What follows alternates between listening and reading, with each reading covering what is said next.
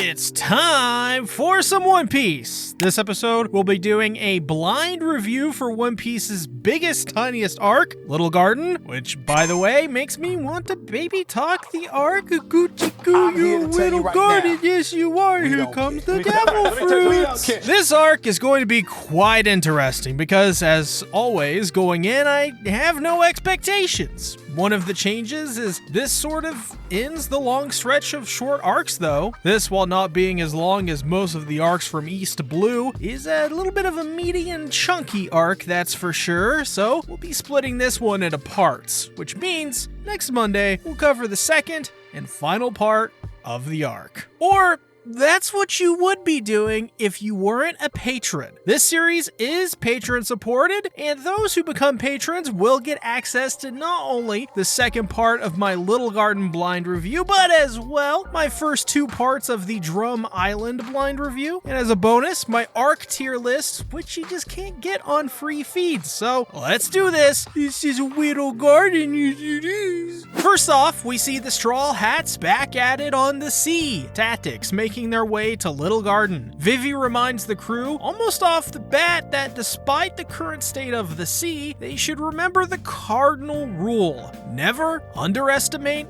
the Grand Line, as these waters are bound to be even worse than the normal ones. Which, if we're simply basing that off what we saw in my previous video, yeah, let's listen to Vivi.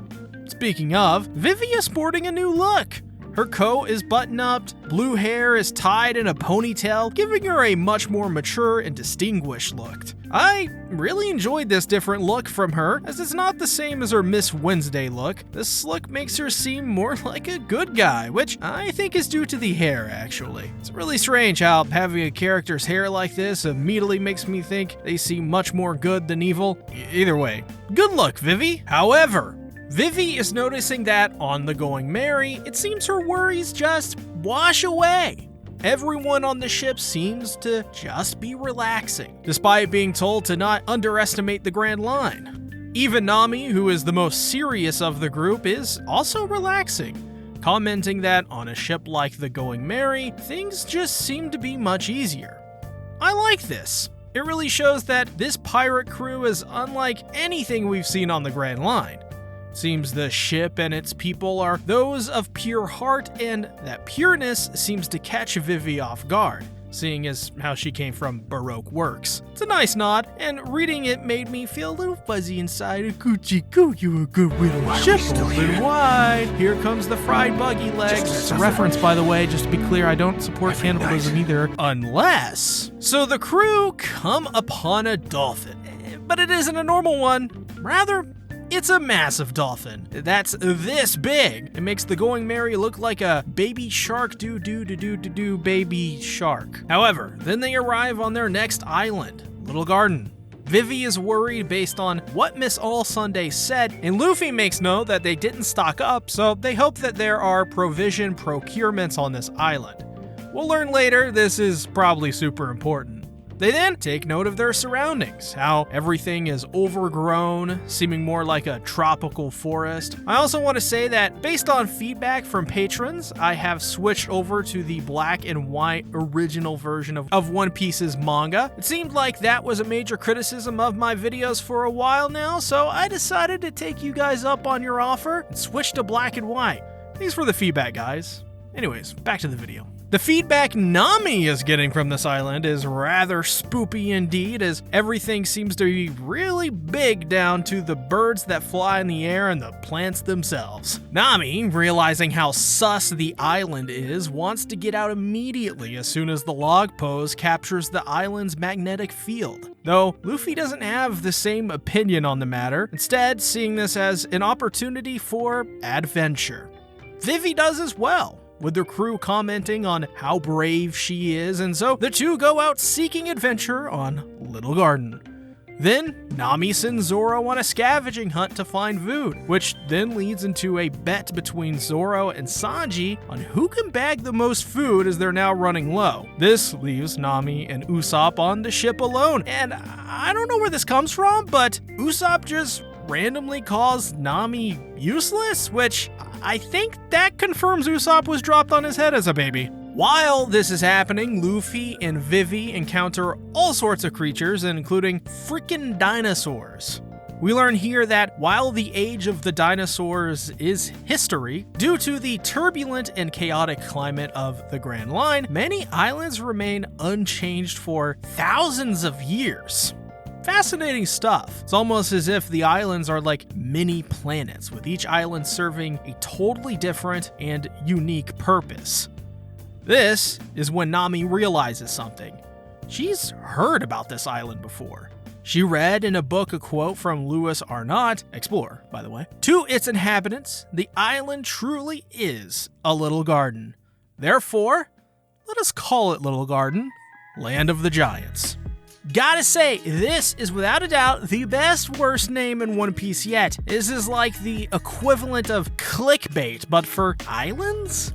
Clearly, it is a little garden, but only if you're gigantic. Also, who the heck is Louis Arnott? I wonder if we'll get to see this guy in One Piece, or maybe have some references from him. We do know that, in terms of time, we're not far off from the execution of Gold Roger, and if that's the case, then Louis Arnott's naming of Little Garden may have not happened too long ago.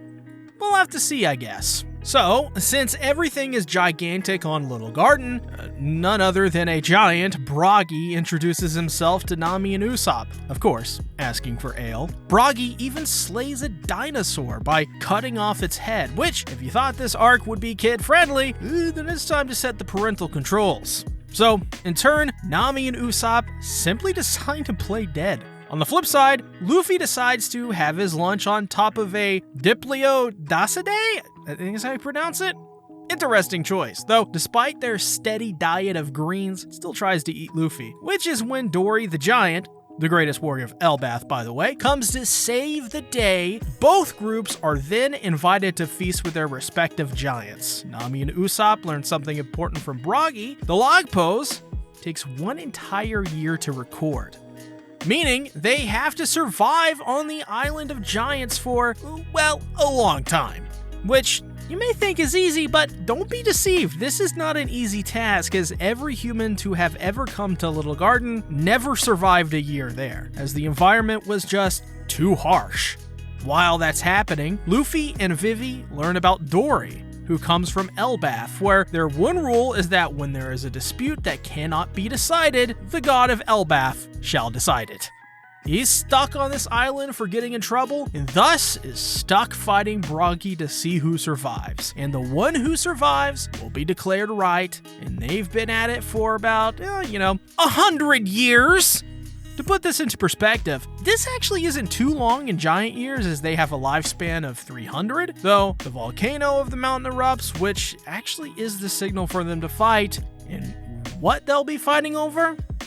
Well, nobody can remember. Meanwhile, on Kukur Island, we are introduced to a plethora of new Baroque Works members and get a better idea of what the organization looks like. We see a couple new members, Mr. 3, a man with a haircut that makes even the worst haircut look like the best haircut. Yes, this haircut is the number 3. And no, you're not just sleepy because it's your bedtime. Miss Golden Week, which I assume is a homage to the great month of May, the same month I was born, who is a child that may be into safaris. We also learn that officer agents get vacations between every assignment in Baroque Works, something most others don't have the luxury of. Mr. 3 has been looking at a message from the boss. Mr. 5 has apparently been killed, which means his promotion. But he also wishes Mr. 2 would have been done in as well, though he refuses to honor Mr. 5 as he saw him as an overly ambitious man that didn't realize his own faults. Even so, Mr. 3 is a real meanie head, but also shows that in Baroque Works, nobody is really nice, nor wears nice clothes, or has nice hair. And that's putting it lightly. However, Mr. 3 believes that an agent's most superior tool is of course, the brain, and they'll soon regret defying Baroque Works. By God! Gotta say though, quite an interesting group of people, and the more we learn about Baroque Works, the more I think this isn't a fun organization to work for. Seems nobody has respect for one another, and there is more infighting over ranks than there is any sort of cohesion. Compare that to the Straw Hats, where they can enjoy a nice drink together on the going merry. Well, you get the picture. Like I said, they're a bunch of meanie heads.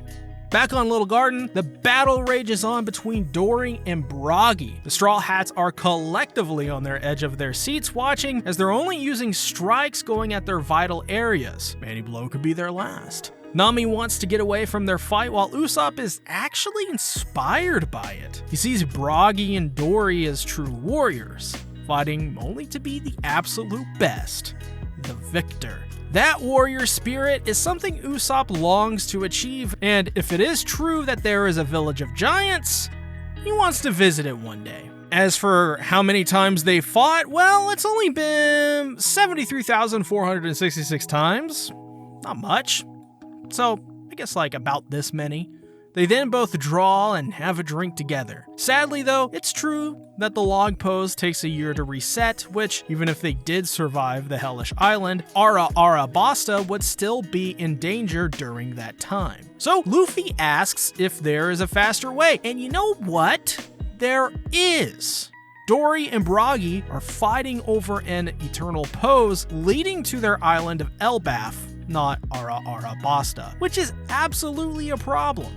But the good times don't last, as Dory's drink suddenly explodes, causing him to think that the Straw Hats tried to sabotage his drink and kill him. This leads, surprisingly, to a fight between Dory and Luffy. The Straw Hats try to explain, hey, we didn't do it. But Dory still continues his attack, not taking their word for it. This leads to a battle between the two where at first Luffy is knocked down by Dory's shield, but he recovers and uses Gum Gum Rocket, shooting himself into the gut of Dory and nearly KOing him. But Dory simply stomps on Luffy. Dory then passes out, and we see that Luffy was embedded into the ground from the stomp. That's pretty funny. Vivi and Luffy then come to the conclusion that someone on this island spiked that ale, and they know for sure it wasn't them. Obviously, this is the doing of Baroque Works, who are on the island now with Mr. 5, Mr. 3, Kiahaha, and Miss Golden Week. There, Mr. 3 basically threatens them. Because they didn't follow through and let the Straw Hats and Vivi escape to Little Garden, they will only be awarded 30% of the bounty. If they do not accept those terms, he will kill them. In another twist, Mr. 3 shares with him a 100-year-old bounty poster of none other than our handsome lads Broggy and Dory. They both have a giant, pun intended, bounty on their heads for over 100 years of 100 million belly. I could buy a boat with that money. One day long ago, there was a band of giant pirates known for terrorizing and destroying anywhere they went. And the two in particular were named Dory and Broggy. So with 200 million belly on the line, the agents see this as their opportunity to get promoted. Back on Little Garden, yet another fight is to be waged, and there are no excuses. So even Dory is forced to partake in a battle against Broggy. We then switch to Nami and Usopp, the latter of which is going on about how he's a brave warrior and when he dies he'll be proud of all of that he accomplishes, which Nami is like, yeah, alright fella. I found this little moment with Usopp interesting, because on one hand, Usopp has shown countless times that when it matters the most, he will be this brave warrior. However, before getting to that point, it's a mixed bag of him telling tall tales, being cowardly, and if he does fight, it's usually not something that lasts really long. So I just found it interesting that he would say something like this. So, as Luffy is trapped under Dory's house, the two fight in a battle to the death. But before Dory goes, he apologizes for suspecting the humans of trying to kill him. Though, Luffy has issues with him going to fighting right now, as he believes fighting because the gods want him to is stupid, as he'll just be throwing away his life. So Luffy flails around in anger as Vivi questions why Luffy cares so much about a giant he has just met, and even after being attacked by him too. I think it's simply just because of Luffy's willingness to be open-minded in a pure way. Everything to him can be water under the bridge because, to Luffy, why couldn't it be? That's the energy Luffy has. He's a mixture of calm, serious, chill, and friendly. It's his nature because he can easily empathize with people, or at the very least make empathetic judgments. While this is happening, Baroque Works is scheming by setting up traps around the island, one of which fools Nami when she encounters a fake Luffy. Usopp relays this to Vivi and Luffy, and immediately Vivi brings up the possibility of it being Baroque Works, which it clearly is. Their motto is improvise and conquer after all. And, shame. Shame on you, Vivi. Don't you read One Piece? Though Broggy in the end cuts down Dory, and as this happens, Luffy screams, demanding to know the people who are responsible for this. As Broggy is in tears, celebrating his victory, Mr. 3 and Miss Golden Week make their presence known to the giant and capture him in Mr. 3's wax. As this is happening, Mr. 5 and Kia confront the Straw Hats as they have Karoo captured. Turns out they tried to use the duck to call out for help, but Karoo never gave in and remained silent. What a loyal guy. It also turns out that they were behind the exploding ale as well, which wounded Dory. So Vivi takes action, pulling her weapons from her nipples. Yeah, nipples. And they begin their fight. Vivi uses Peacock Slasher, which I think should just, we should just vote to rename that to Nipple Slasher. And Usopp uses his Certain Death Exploding Star, which I vote to rename the attack Usopp uses, which is always really cool, but never seems to work as well as you probably think it should. So, Mr. 5 counters with Nez Palm Cannon, which is as simple as Mr. 5 flicking his finger to create an explosion. That's some Dark Souls stuff right there. That's really cool. That's also some Roy Mustang stuff. Then, Miss Valentine uses 10,000 Kilo Press, which I vote to rename Death by Snoo Snoo. And there, Mr. 5 reveals after capturing Vivi that they're only here to capture Vivi. Oh, that was a redundant sentence. This is when we learn that Mr. 3 is a user of the Wax Devil fruit. He is known as the Human Candle because he uses the wax his body produces as a weapon. I bet he's popular with a certain crowd. Though it seems our villains have gotten the upper hand on the Straw Hats, as Mr. 5 blows up Luffy and Usopp becomes a plant. While Mr. 3, who has captured Broggy, tells him that he surely must feel good about his victory, even if it wasn't a clean one.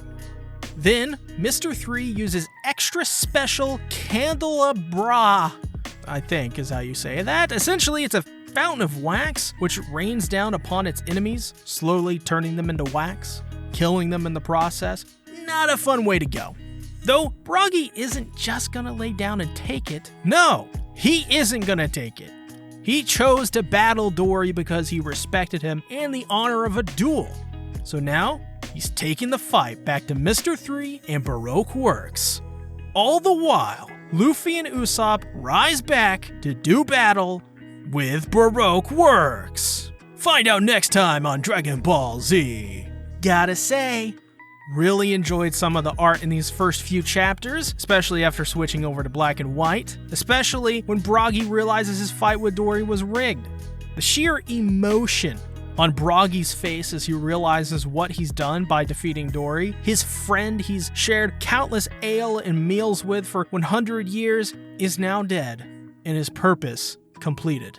You really get the sense that this battle between the two wasn't one born out of hatred, but one born out of the camaraderie and respect for one another as warriors and men. It's touching, because they treated their fights as pure contests between the two, and once that was tainted, Broggy was shocked. So far, I think this arc is pretty good though. I am a little hesitant to speak on how I feel overall about it right now. I do think I've run into a bit of a problem where I've been overrating some of these arcs. And I really care about that because by the time I catch up to One Piece, I want to have the most respected tier list among One Piece content creators, as I think it could be useful to many people to try and rate these arcs as fair and balanced as I possibly can. Though, as we look forward to my Little Garden Part 2 review, I've decided to list here a bunch of my Patreons that help support this content. Obviously, you can get your name at the end of videos, and my next 3 One Piece videos on Little Garden Part 2, Drum Island Part 1, and Drum Island Part 2. Right now, before anyone else does on free feeds. Thanks for watching. Bye-bye.